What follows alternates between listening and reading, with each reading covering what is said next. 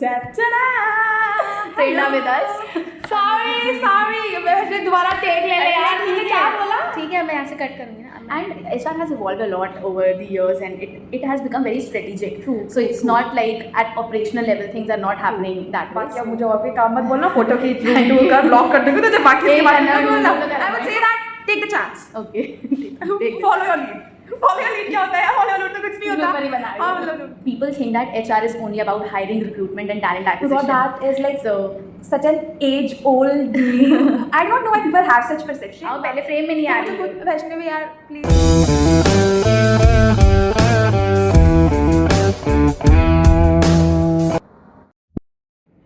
Hi everyone, welcome to Vaishnavi's ChatBox. So today we have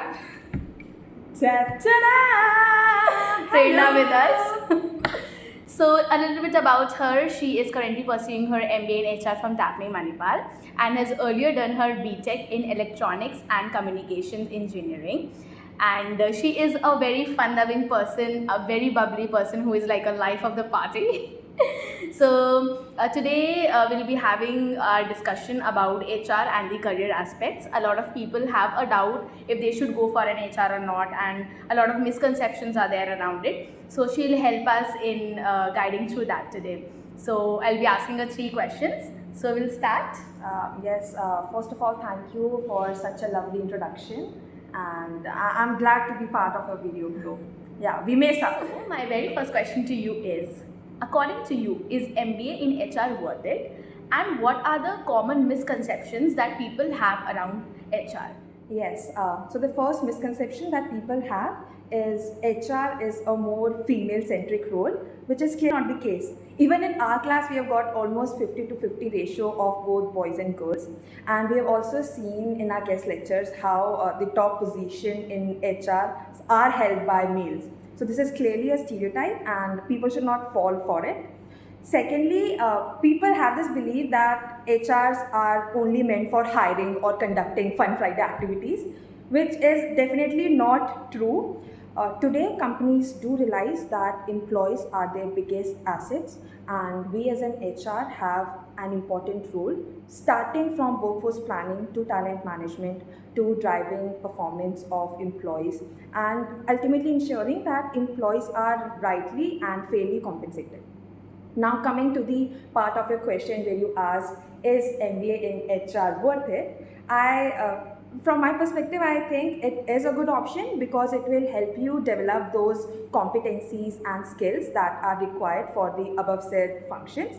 Also, one of the major things is that it will give you a platform where you will get to interact with people with WorkX, you being the perfect example, where people with WorkX bring in their perspective, and you'll also get to interact with freshers and you'll get the fresh perspectives from them as well. So it will help you broaden your horizon, and initially you may feel that HR is not lucrative as other fields, but over a period of time you will be provided with ample of opportunities and growth, and you'll see that you have actually got a platform where you can not only positively impact organization but also people.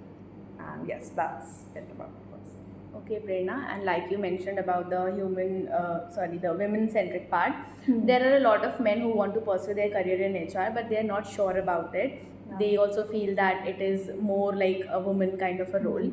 So I want to tell you that in many of the topmost MNCs, the topmost position in HR, that is CHRO, Chief Human Resource Officer, that is held by males, and they are leading the entire HR function. So if you are interested in it, go for it. There are opportunities and you'll do great. So my second question to you is, what are the various career opportunities in HR? Alright, so the very first one, which most of you would be aware of, is your general HR, in which you will handle the day-to-day operations of HR, starting with hiring, payroll, employee engagement, etc. So over here, you'll have a broader perspective of HR. You'll not be given one particular HR segment to work in. But the second one is specialized HR, wherein you will be given a specialized HR vertical, say organizational development or compensation and benefits role, or HR shared services role. So over here you'll talk more about the width, no, about the depth of a particular HR vertical rather than the horizontal width of it. The third one is your HR consulting, which many people I think would want to go into it. So it is a role where you'll help other organizations with your expertise in HR, and you'll provide them with the various HR strategies to improve their business functions. Now, this can be in your talent management role, or this can be in your compensation role. And last but not the least, we have HRBP, that is Human Resource Business Partner role. So over here, what you'll act as a link between the HR department and the various business units of an organization. So in this role, you may have to work with a specialized HR, say from learning and development area, and then you'll have to come up with a possible business solution to optimize the work or the processes of an organization. So broadly, there are these 4 verticals. Apart from them, there are others also, but these are the major verticals that people look to. And also, people think that HR is only about hiring, recruitment, and talent acquisition. Because that is like such an age-old belief. I do not know why people have such perception, but I think with time, people should also a little bit evolve, people should also be a little bit up to the information that is going on. Because it is a stereotype which you are circulating among other people, and it creates a negative image for the people who wants to pursue an HR, a course in HR.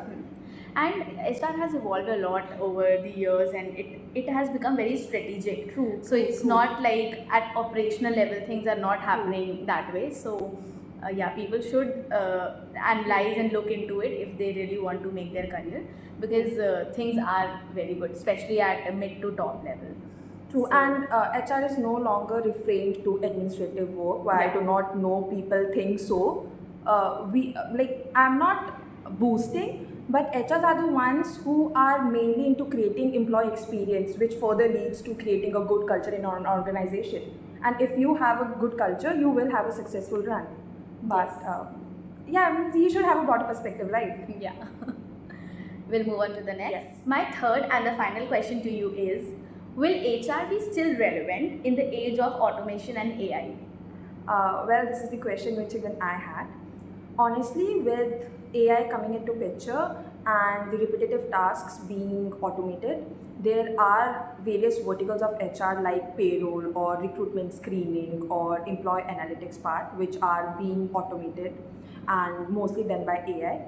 But the human part of human resource is always going to be irreplaceable. Because we have seen that for any successful run of an organization, you need that emotional intelligence of employees. You need to have a culture of inclusivity. And for this, you do require an HR. Technology will, of course, enhance HR's efficiency, but the decision-making abilities, the conflict resolution abilities, and the employee well-being part cannot be replaced by technology, right? And I feel in today's world, HRs are more relevant and more critical than ever, because now they have to create a balance between technology and managing people and business. And so I feel that even if technology comes and even if there is a lot of AI or transformation, you may need to upskill or reskill yourself. There may be workforce transformation, but it will definitely not lead to workforce replacement. That is my belief.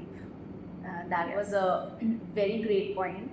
And also, I feel there are certain departments, certain roles like employment relations and all functions, where technology cannot be there, because over there human touch is very, very important. Correct.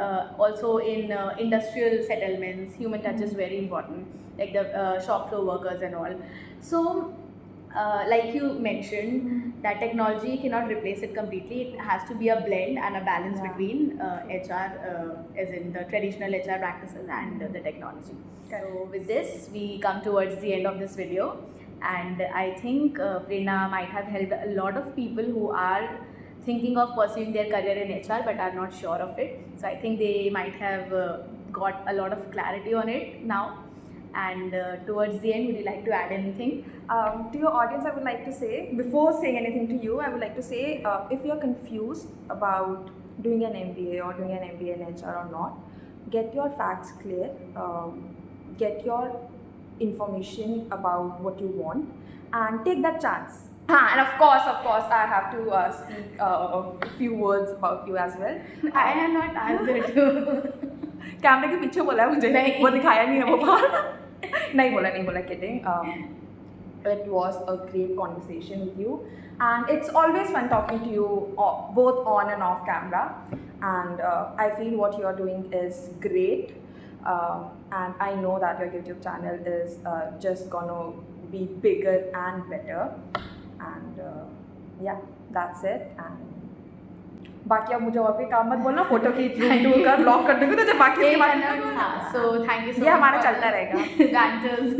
Thank you so much for the wishes for the channel, and thank you so much for being a part of it, because it is a struggle phase, and the ones who are helping are really doing a great job in supporting in helping the channel grow.